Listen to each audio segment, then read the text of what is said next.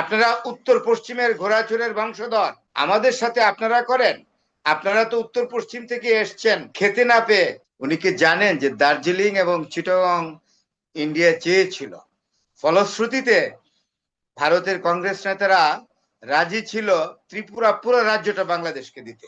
আমাদের সরকার প্রধানকে অসুন্দর শব্দ ব্যবহার করলে আমাদের কাছে কিন্তু হিস্ট্রি আছে, এমন হিস্ট্রি আপনাদের বলবো যেটা আপনাদের ভালো লাগবে না। ভারতের কিছু মানে মিডিয়া আছে যারা ডক্টর ইউনূসকে ঠিক সম্মান দিয়ে কথা বলে না, বরং মানে অনেকটা অসম্মানজনক শব্দ ব্যবহার করে।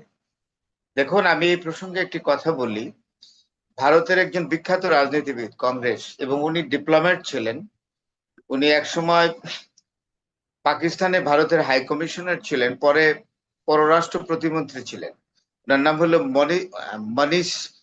মণিশঙ্কর আয়ার।